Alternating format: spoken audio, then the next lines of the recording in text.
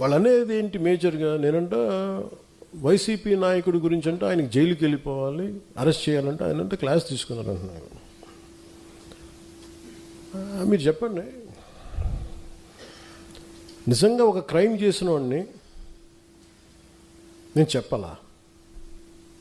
అంటే ఒకటి జైలుకి వెళ్ళిపోయి ఒకళ్ళకి ఏదైనా అయిపోతే దానివల్ల జనసేన ఎదుగుతాడు, పవన్ కళ్యాణ్ ఎదుగుతాడు. అంత దిగజారుడు మైండ్ సెట్ ఉంది. అసలు దానికోసం పాలిటిక్స్కి వస్తాం.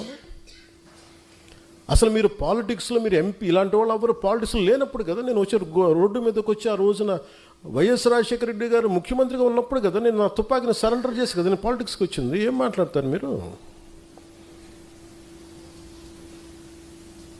ఎంత తెగింపు ఉంటే వస్తాం,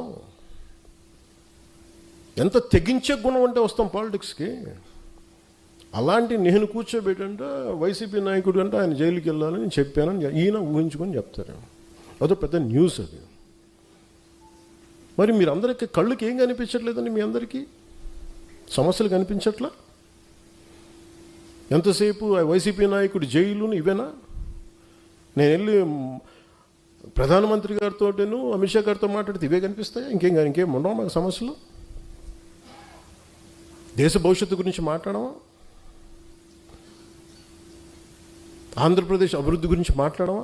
కూర్చోబెట్టి వీళ్ళని జైల్లో పెట్టండి, వాళ్ళని జైల్లో తీయండి, వీళ్ళ నడుంకి బెల్ట్ కట్టేయండి, వాళ్ళ గురుజులు ఇవే చెప్తాం చెన్నాలి.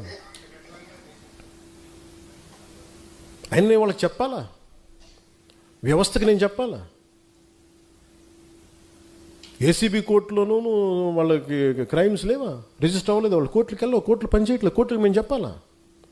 సుప్రీంకోర్టు జడ్జిలకు తెలియదా ఎవరు నేరం చేశారు, ఎవరు చేశారని తెలియదా? మేము చెప్పాలా?